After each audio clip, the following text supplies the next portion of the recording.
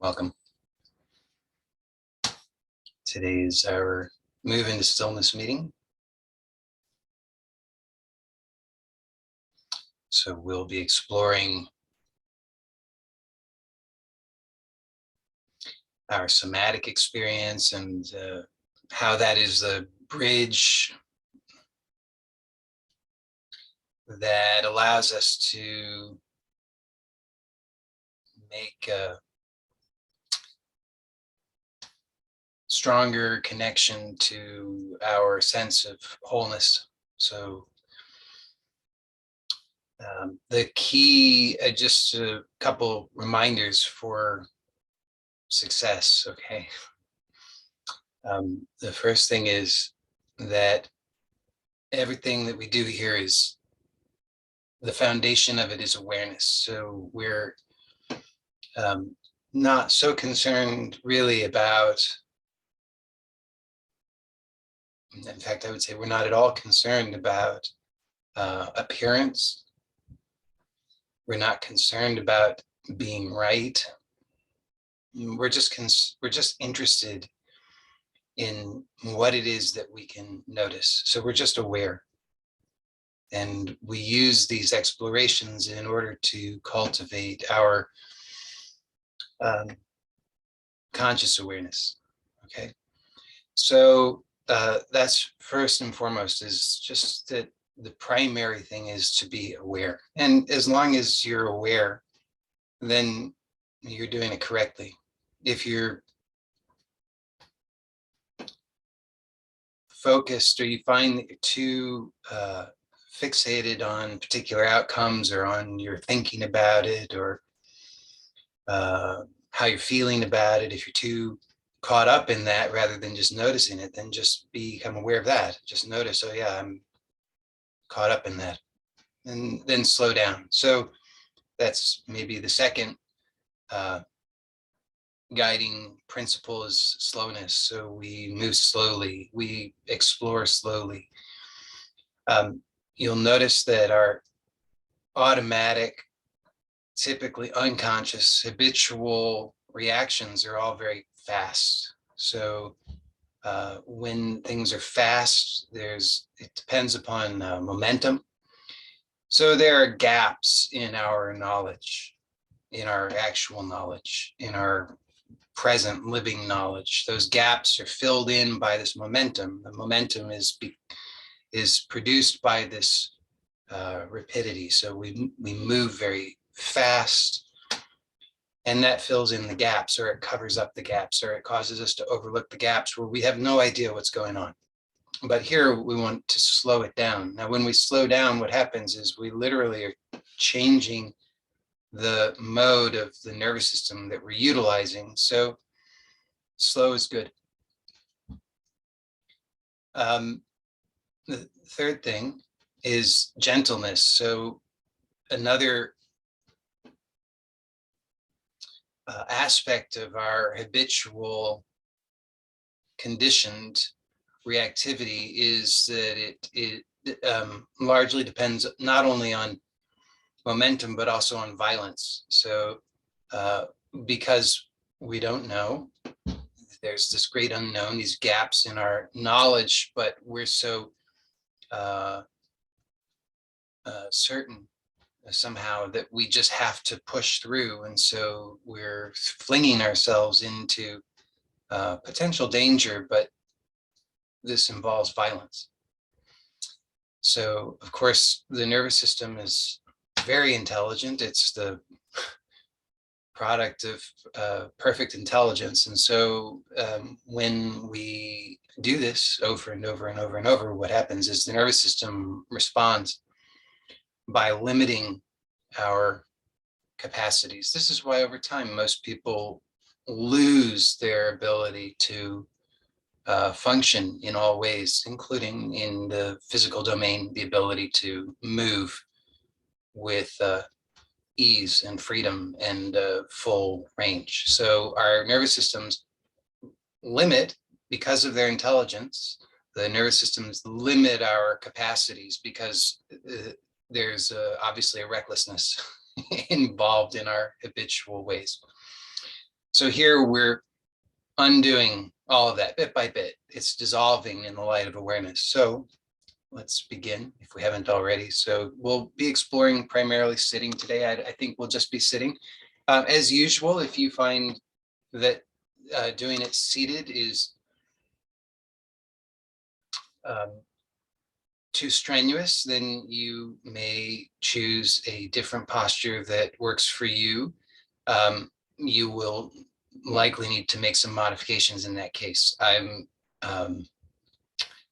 Will say that if there's a movement that I'm suggesting that we explore that just doesn't work in the posture that you may be using, let's say you're lying on your back and some movement that I suggest just won't work in that position, then you can just imagine it. And imagining it actually is quite effective. And this is also true if you find that doing the movement is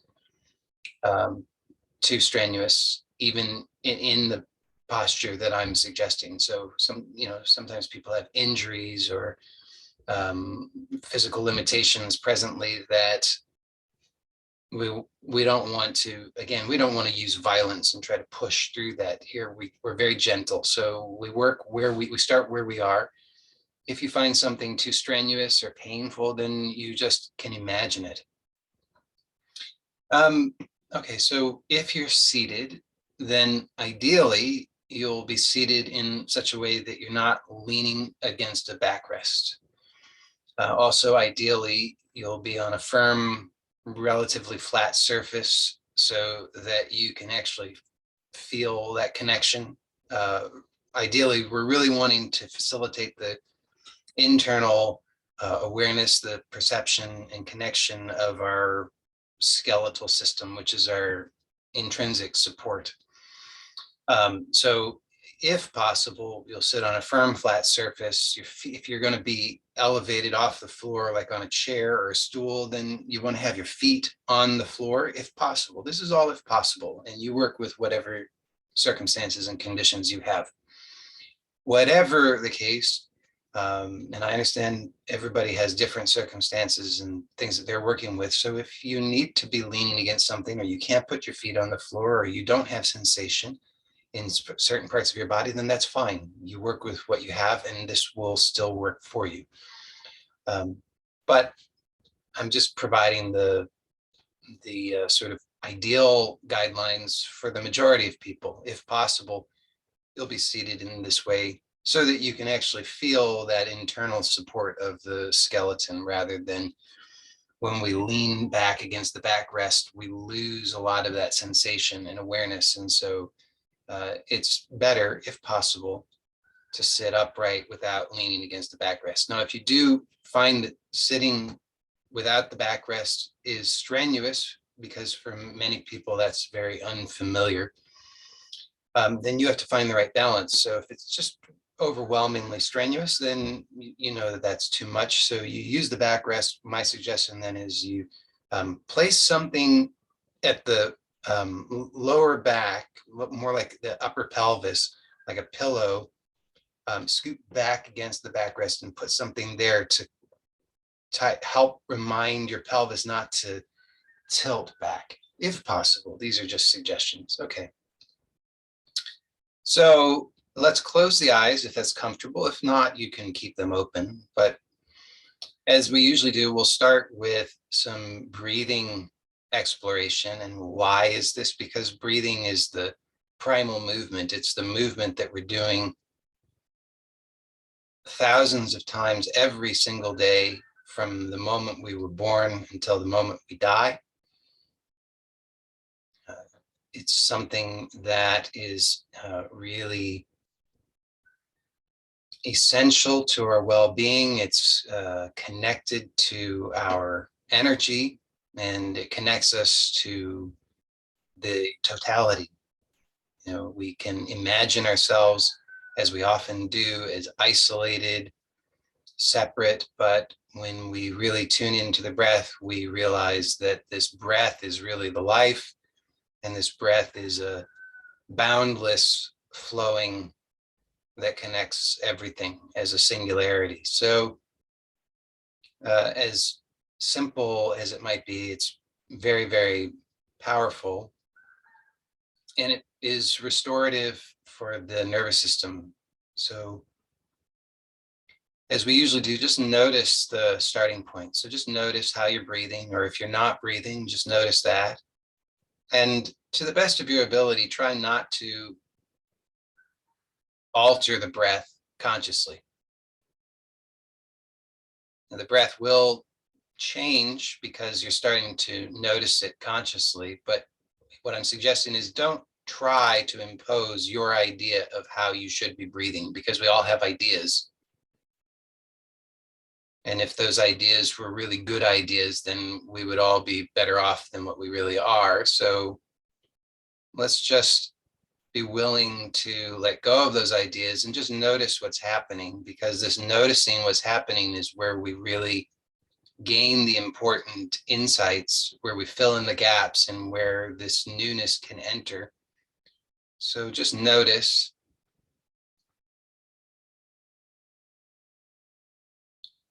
And then start to become aware of the exhalation. So as we often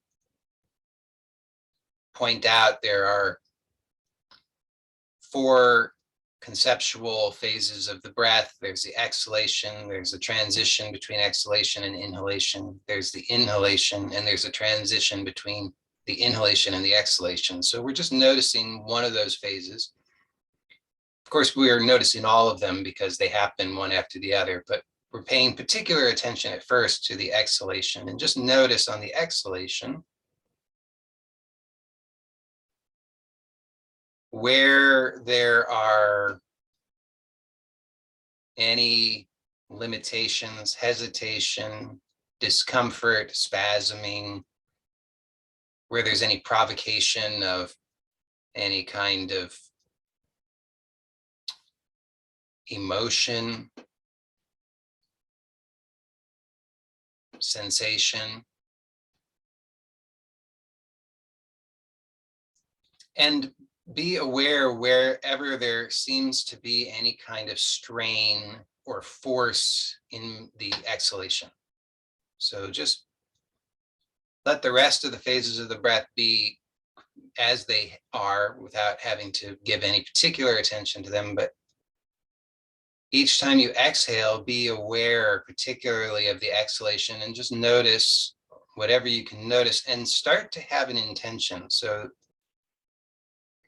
we're coupling now awareness with intention. Now, intention doesn't mean that we try to force anything. It's not that at all. It just means that we start to have this direction that we are exploring. Just, we could say, almost just in imagination. So we just start to, or it starts to shine a light in a particular way. So we start to notice particular things. So we're having an intention now to allow for the exhalation to be complete, satisfying, and completely non-strenuous. So, and more than that, also smooth. So that's a lot, depending particularly on what our starting point is. We might find that that seems like too much. So if that's too much, then you just choose one thing of that list and you just start there.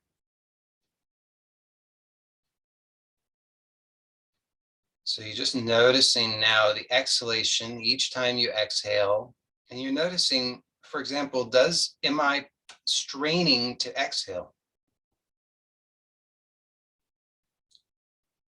And then we're not trying to correct it. This is very important because our habit is to try and correct it. We think about it and then we come up with a plan. This happens very quickly, but we come up with a plan in mind and then we try and implement that plan.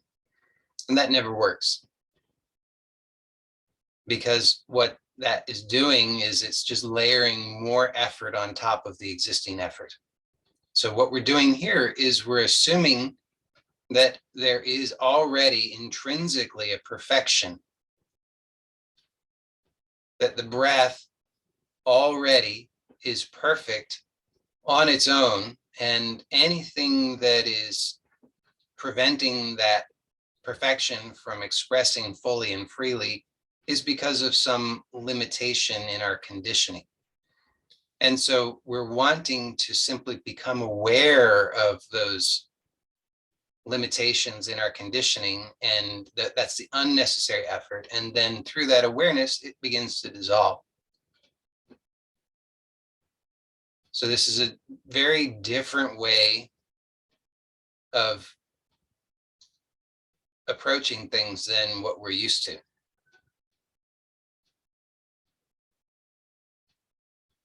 So you're just aware of the exhalation, and then you have this intention that it can become smoother, more satisfying, more complete, and effortless, non-strenuous.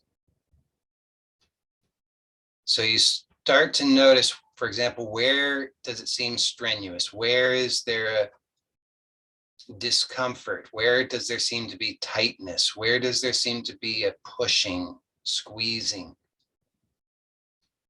And without trying to change it, because that would be at the level of mind, just become increasingly aware. Just keep asking the question, where is this? Where is this? Where is the limitation? Where is the squeezing? Where is the tension? Start to really notice where it is. So then you start to expand your awareness of this breath, of the exhalation. So you notice where you're aware of now. And then you just start to expand that. So for example, you start to notice the front of the abdomen, the sides of the abdomen, and the back of the abdomen. Maybe you find, oh yes, I knew there was some strain or discomfort, but I didn't know where it was. But as soon as I become aware of the sides of the abdomen, I notice, oh, there it is. And you'll see it starts to, on its own, it starts to dissolve just through being aware.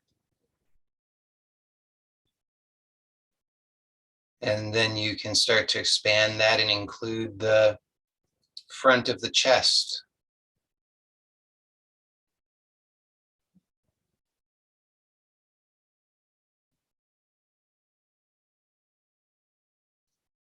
And the throat.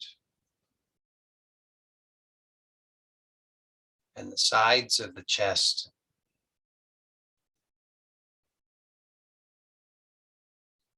And the back of the chest, or the upper back.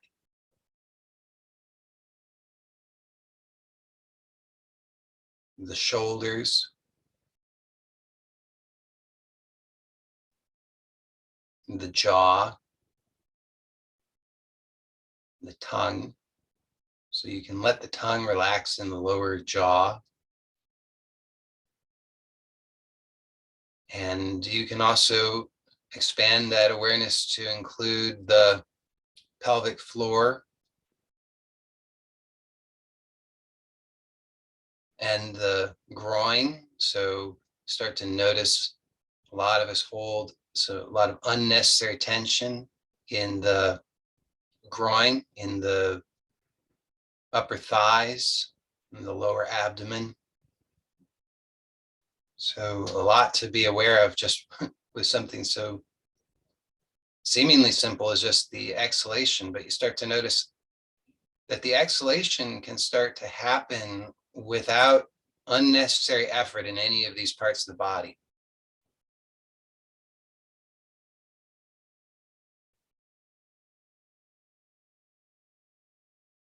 And as this happens, well, a couple of things might occur. One is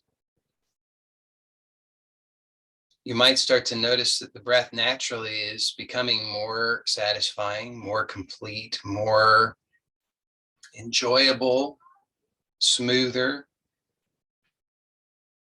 Well, then again, you also might notice that there are more things that you're becoming aware of, that more discomfort, more strain, more unnecessary effort, more emotion, more habits of frustration, discouragement, zoning out, and so forth. And that's okay. You notice these things, and that's all good. It's all part of the process.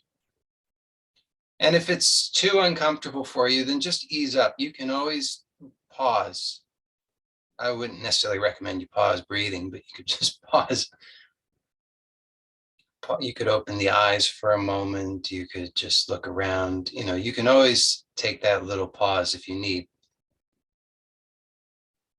So now let's also become aware in a similar way of the inhalation. So the inhalation, of course, is happening, but now in just the same way that we have been aware of the exhalation, we'll become aware of the inhalation. So we're going to have also the intention that the inhalation can similarly be satisfying, complete, smooth, and effortless.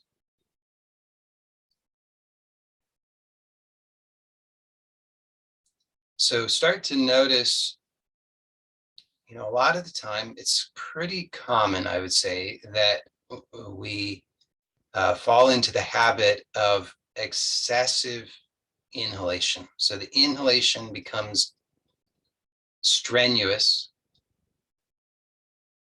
but it's so habitual we don't really notice it. So the chest becomes rigid, actually, a lot of the time as a result.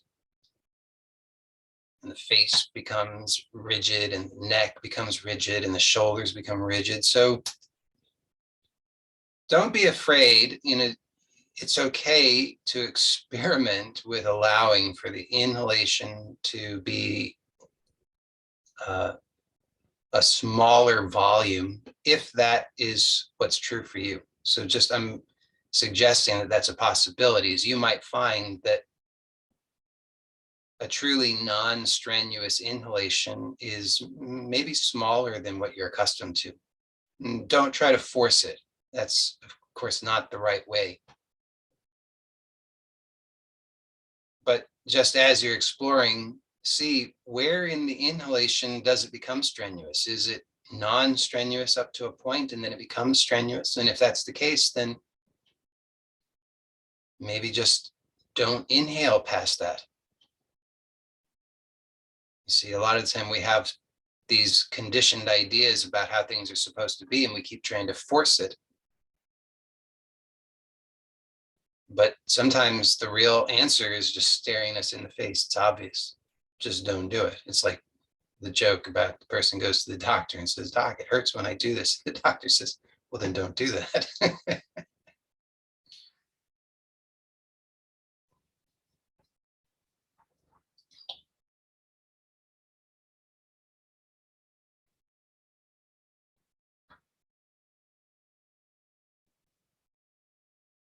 So as you're bringing this awareness and intention to the inhalation as well as the exhalation,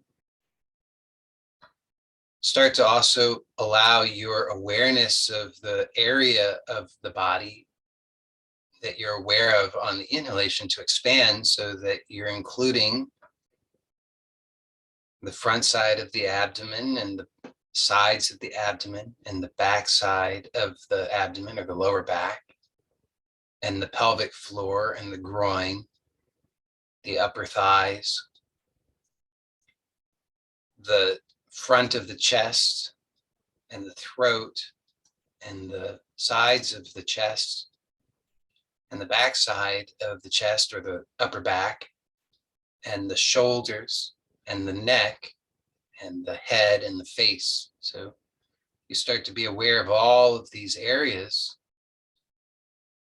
And that's a lot, perhaps. So you just take it one at a time. You just slowly expand your awareness of the area according to your capacity. But notice as you're doing so that just by being aware and having this intention, you can notice that things start to become softer. Things start to ease up.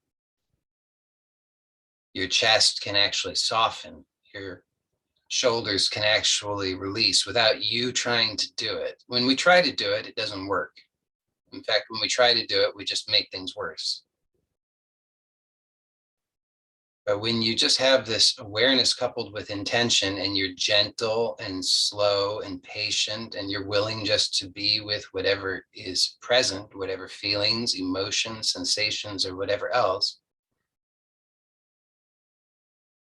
you'll notice things just start to ease up. And of course, you'll perhaps notice other things surfacing. So that can also happen. And if that happens, then that's okay. That's good. Don't freak out about it. But again, if it becomes overwhelming, then you can ease up. You could just open the eyes for a moment. You could look around if that's necessary. So we want to remember the importance of gentleness. That is across the board. So you shouldn't ever do anything that's not right for you if it's overwhelming for you just because I'm suggesting it.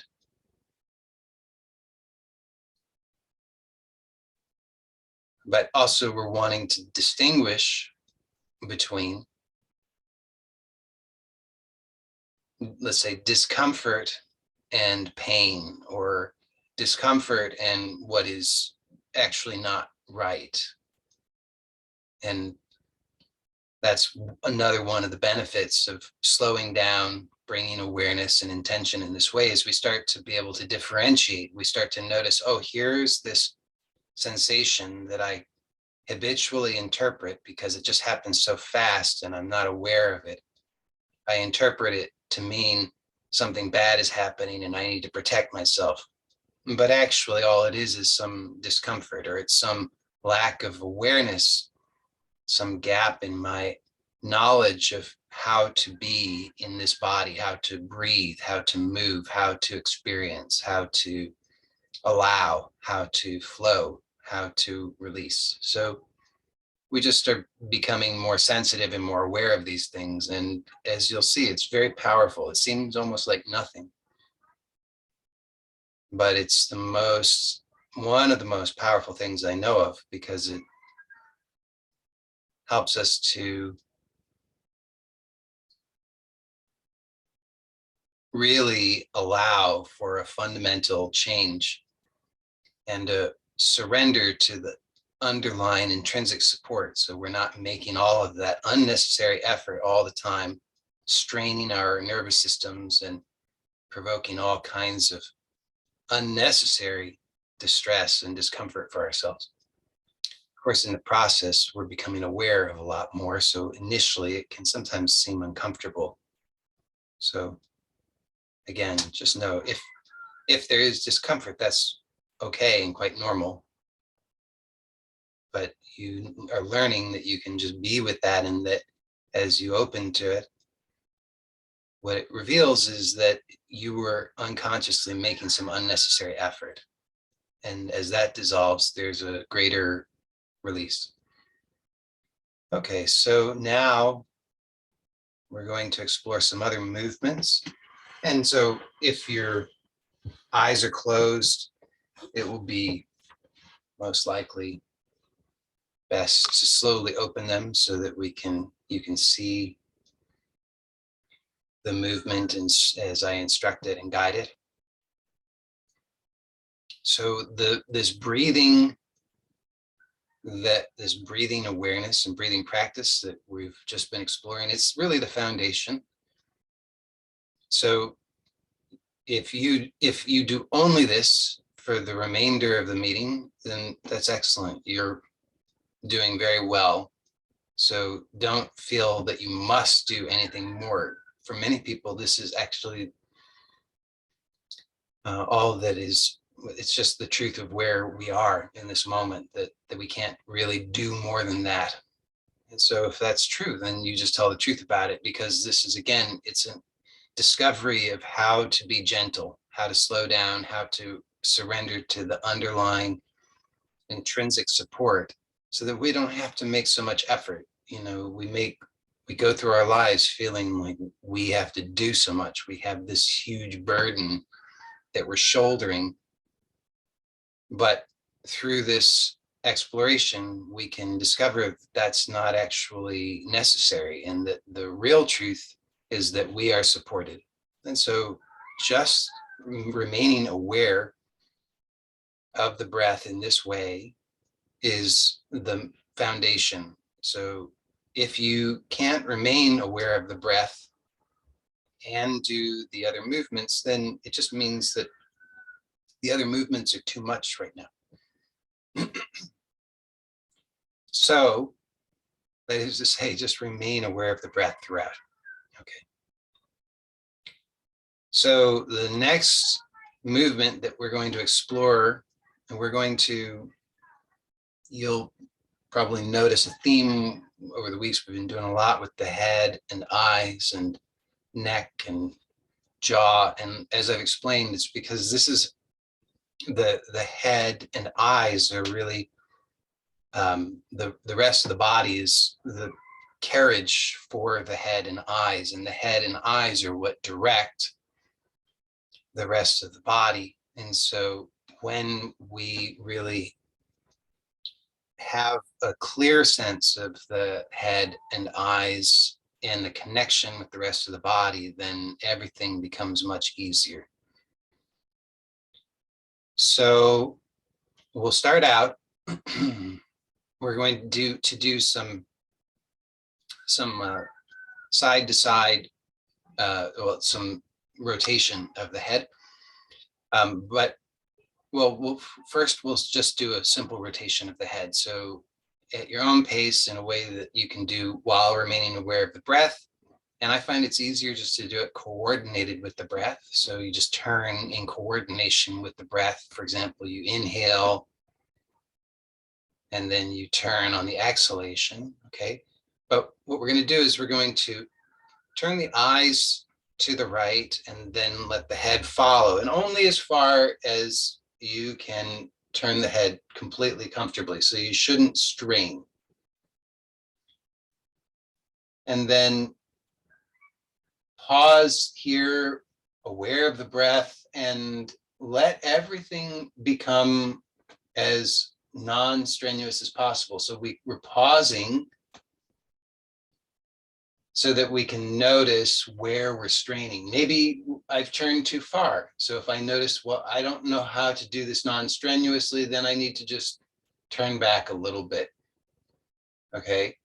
So, but here, perhaps I find, okay, that I can do this, but I'm noticing there seems to be a little bit of unnecessary tension in my left shoulder and collarbone. So I can just, with awareness, be aware of that, and perhaps that dissolves. Maybe I notice that I'm clenching the jaw, so I can let that release. Importantly, though, I'm not trying to force something. I'm not trying to force the opening of the jaw, because that would be layering more tension on top. So it's through awareness and intention. Letting the tongue relax in the lower jaw, letting the cheeks be relaxed.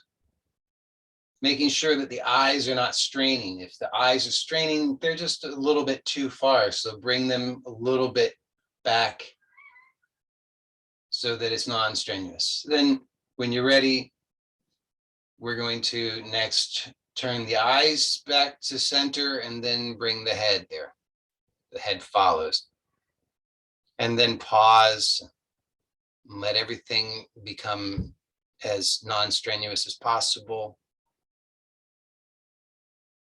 And then we'll do the same to the left. So when you're ready, you're going to turn the eyes to the left and then the head to the left.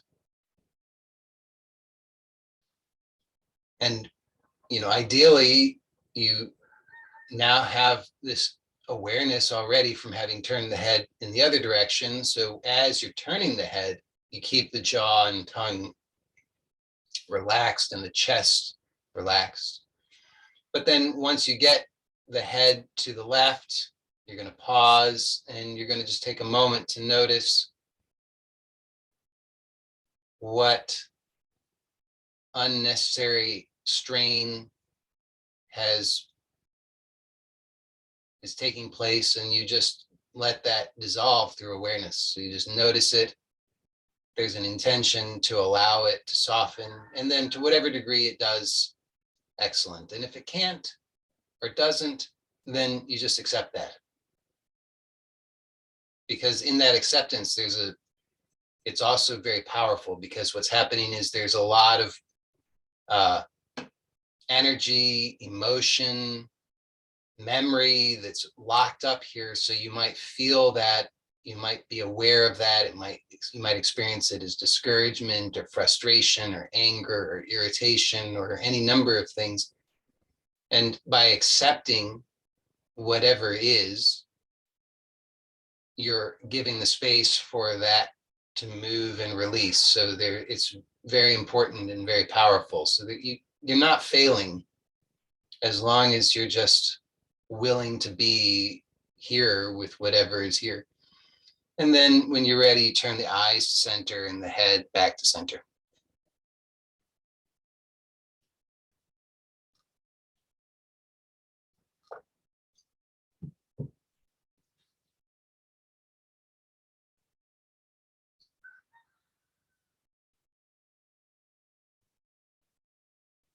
So now we're going to use touch with our hands in order to facilitate some neurological connections. So the turning of the head is primarily a function of the sternocleidomastoid muscle, which runs from as the name suggests, mastoid. There's a attachment back here on the back of the skull called the mastoid process. You can bring, we'll start with the left fingers on the back of the skull, just behind the ear. And you don't have to find exactly the right spot, but just find somewhere on the back of the skull there, just behind the ear, not immediately behind the earlobe, but let's say about an inch further back. And then you're going to bring the right hand to the where the collarbone. So there's a collarbone runs from the shoulder girdle to the center of the chest, where there's a breastbone. So you're going to find on the left side, the left collarbone, right where it joins to the breastbone with your right fingertips. So you've got your fingers now, and let the arms relax so that they're hanging. You're not holding them up and straining. Okay, so you're going to keep the fingers here, and where your fingers are is more or less roughly at the attachments of the sternocleidomastoid muscle. Okay, so now we're going to, again, keeping our fingers placed here, we're going to turn the eyes to the right and turn the head to the right while aware of the breathing. So this is a lot, but see if you can notice what's happening under your fingers. You might feel some tone, an increase in tone of some muscle or some tissue there. And it may be many things, because we often don't have a lot of clarity in our own nervous system about what does what, but among them should be the sternocleidomastoid muscle. So when we turn the head to the right, the SCM, the sternocleidomastoid SCM, is increasing in tone on the left side. So it's shortening on the left side in order to turn the head to the right. So you should be able to maybe feel that. And then keep the fingers there. First of all, make sure while you have your head turned that your shoulders are remaining relaxed and your arms are remaining relaxed. And then turn the eyes to center and the head to center, and just feel what's happening under the fingertips. So you're just facilitating a neurological connection, because you're placing your fingers here, so you have that additional sensation. Now we're going to keep the fingers here, and we're going to turn the eyes to the left and the head to the left.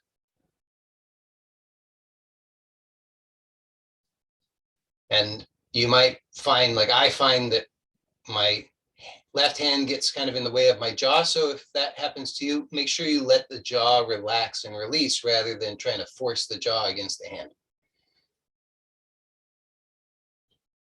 So what you should likely feel under your fingers is that tissue between your fingers is lengthening now. So if you have a lot of tension, chronic tension there, you might actually feel it as a slight stretch. But it's just the tissue is lengthening because you notice your fingers are moving slightly further apart when you turn the head to the left.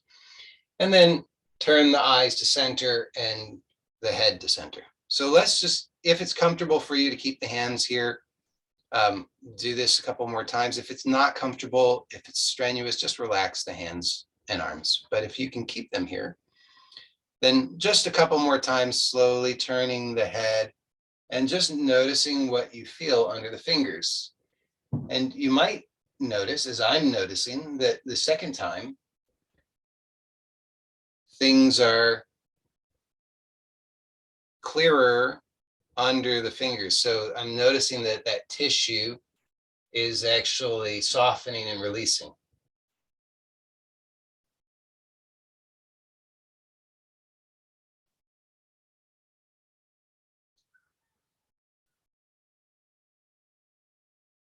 And you might even find that your head can easily and comfortably turn further. So those are all possibilities. And then when you're done, just release the hands. Just pause for a moment and notice the difference. Notice the difference between the left shoulder and the right shoulder. Notice the difference between your awareness of the space between the left shoulder and the left ear versus the right shoulder and the right ear. Notice the difference in your awareness between the left side of the neck and the right side of the neck. So I noticed a pretty significant difference. Hopefully you do too. The left side of my body, my head and shoulder and neck and throat is all very much awake in comparison to the right side. So now let's do that on the other side. So we'll bring the right fingertips to that spot behind the right ear on the skull. So we're roughly trying to find that mastoid process, but it's just base of the skull behind the ear, about an inch back, roughly. You'll actually be able to feel it once that tissue is supple enough. At first, you don't have any, you can't feel it at all because it's just all, it's all just some sort of lump. And then the left fingertips are going to come to the right collarbone where it comes together with the breastbone. And then make sure that the arms and shoulders are as relaxed as possible. And now we're going to, still aware of the breath, we're going to turn the eyes to the left and the head to the left.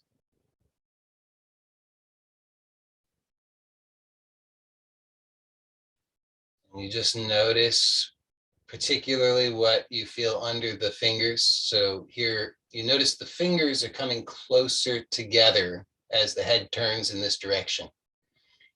And that's because the sternocleidomastoid muscle is contracting in order to turn the head. So you might feel that increase in tone under the fingers. And pause here, make sure the shoulders are still relaxed. Let the tongue be relaxed in the base of in the lower jaw. Let the jaw be relaxed. Make sure you're still aware of the breath, and then turn the eyes to center and the head to center. And then when you're ready, turn the eyes to the right and the head to the right. And again, if you're like me, your hand is in the way of the jaw. So the jaw needs to release here. But you can feel perhaps, you'll notice that the fingers are moving further apart here, so that SCM is lengthening. So you might, if it's chronically tight, you might feel a little bit of a stretch there, but in general, it's just lengthening. So then pause and make sure everything is relaxed. Let the tongue be relaxed. Let the shoulders be relaxed. Make sure you're breathing. And then when you're ready, turn the eyes to center and the head to center.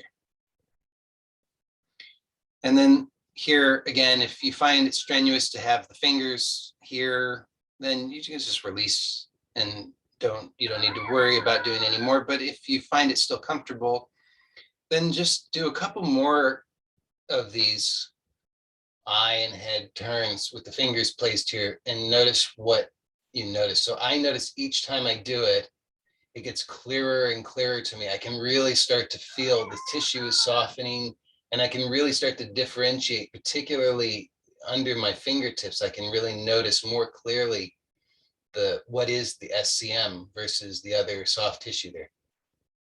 So it's I notice a very significant difference. Now you may notice whatever you notice, but there's certainly a possibility that you will notice a very significant difference.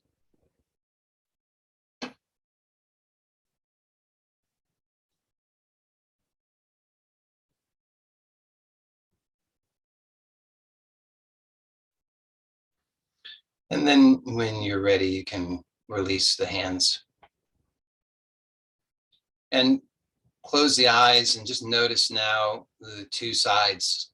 So I notice now that they seem much more balanced. I have a similar sense of the space between the ears and shoulders, the sensations on the sides of the neck and throat, all feels very balanced. So that's very nice.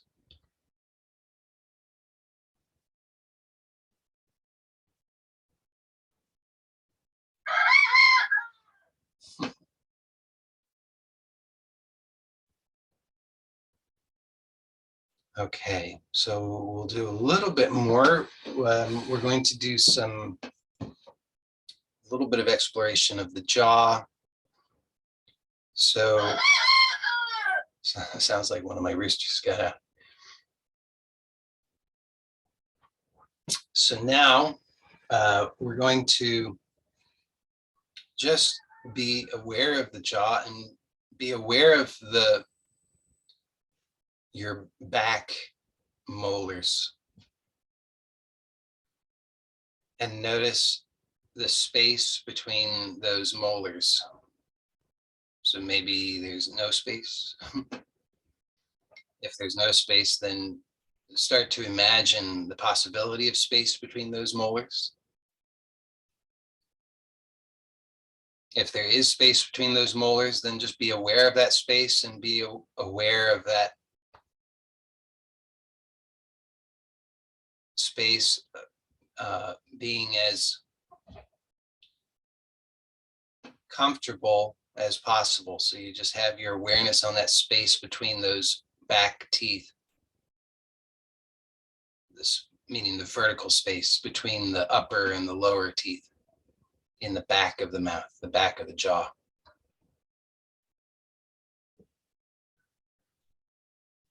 And become aware of the tongue, and let that tongue, without forcing it, so you could try to force it down, but without forcing it, just allow the tongue to come to rest in the lower jaw. So now you can start to be aware of the space between the upper and lower molars, and the space between the tongue and the upper palate. So we're starting to actually have this unified space between the lower jaw and the upper part of the mouth.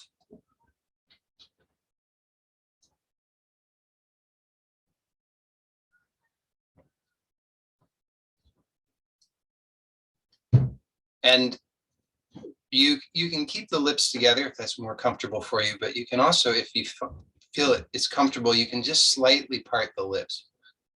And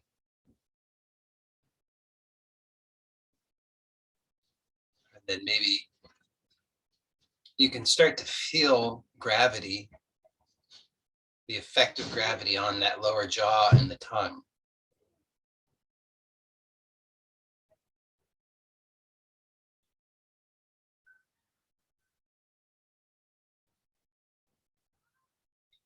So now, keeping this, so we're going to, throughout, we're going to keep the jaw, the lower jaw and the tongue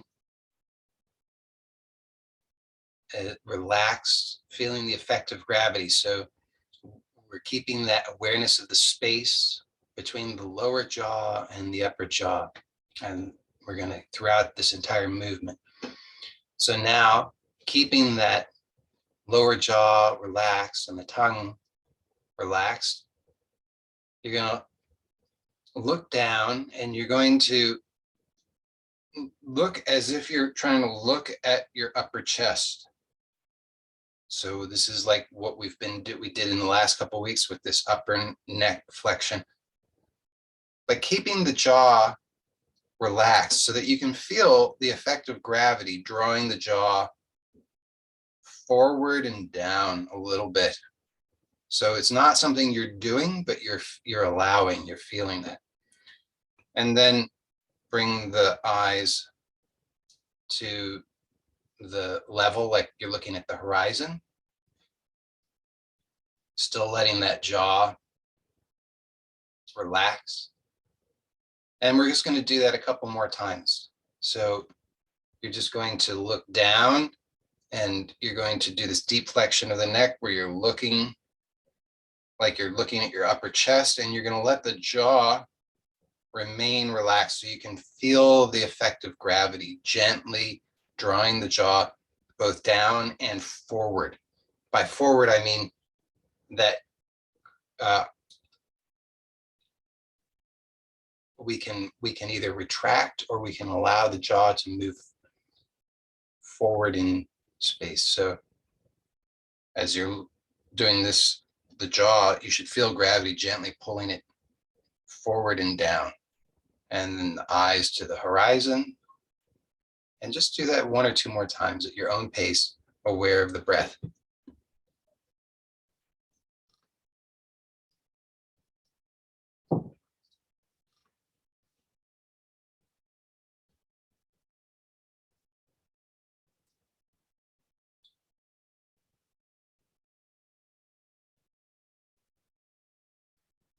And when you next have your eyes at the horizon, keeping the jaw relaxed, just notice now how your head is on top of your spine. Do you have more awareness now of the skull atop the spine? Do you notice, maybe because many of us have this habit of pulling the head forward, but as you just allow the jaw to remain relaxed and you're aware of the skull balanced atop the spine, you can just continue to relax that impulse to draw the head forward. So you just feel the connection of the skull with the spine.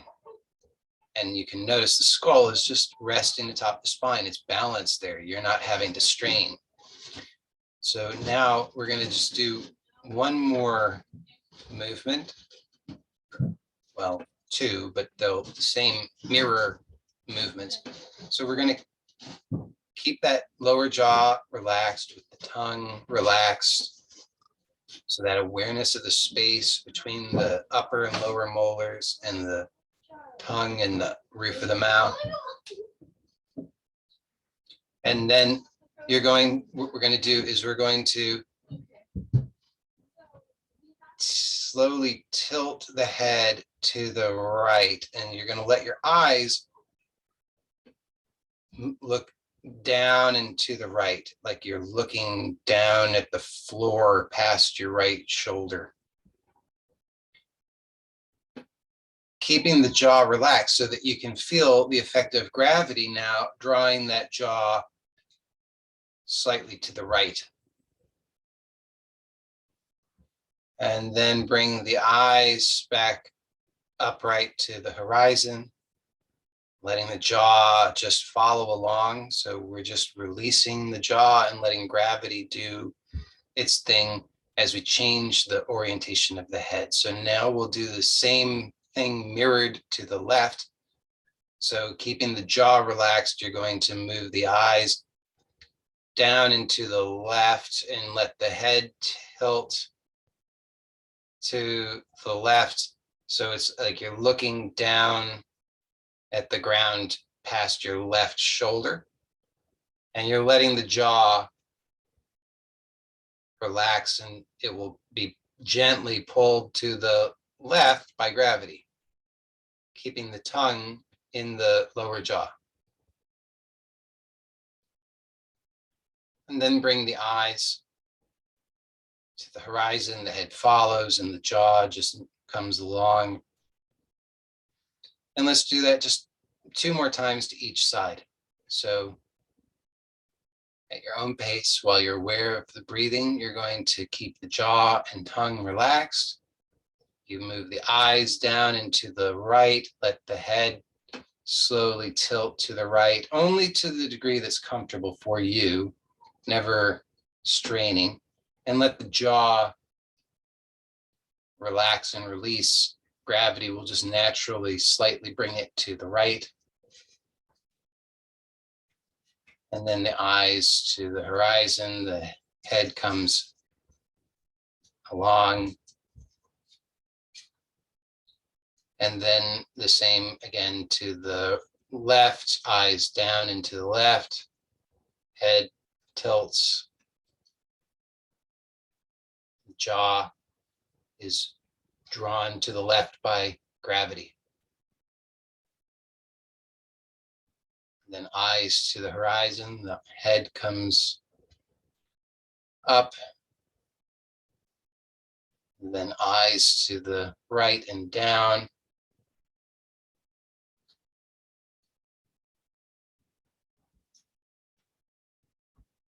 Then eyes to the horizon. And then eyes to the left and down.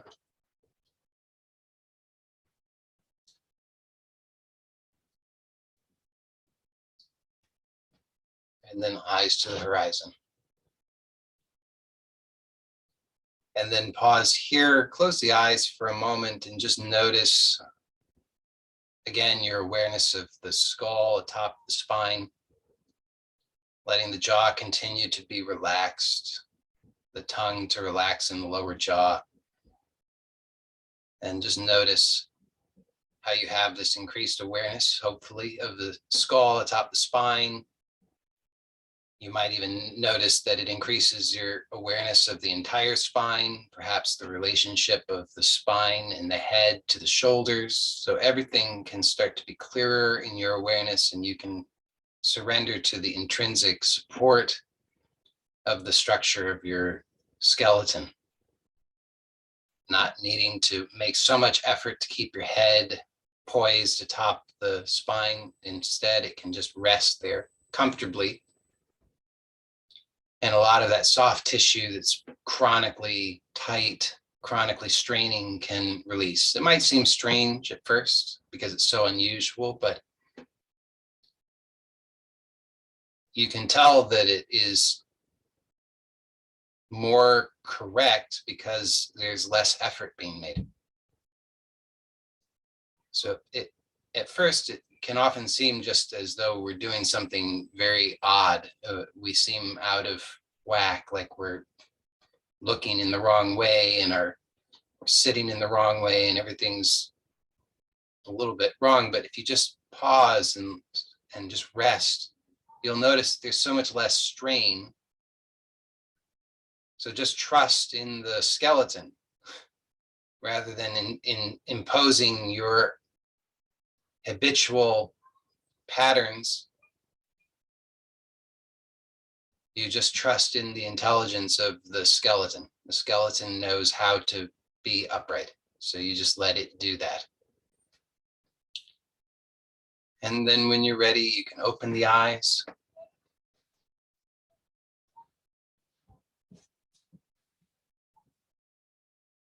So thank you as always for joining me. And as we conclude today, I just want to offer a few reminders. So first of all,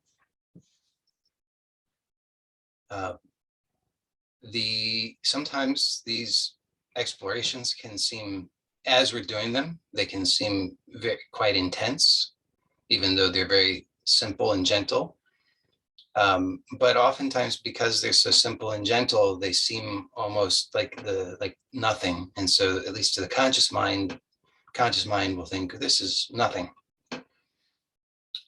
However, it produces very profound changes in the nervous system. So you will, as long as you're paying attention, you will notice the effects of it over the next 24 to 48 hours, maybe beyond that. And so I highly recommend that you just are extra gentle with yourself, slow down a little bit. And if and when you notice any kind of discomfort, whether it's physical discomfort or emotional discomfort or any kind of discomfort, I encourage you to just pause and slow down and notice what's happening. And if you really are willing to do that, you'll notice a couple of things. One, you'll notice that the skills that you're cultivating in these explorations are applicable and very helpful in those situations to help you to very quickly diffuse what otherwise could blow up into a big drama.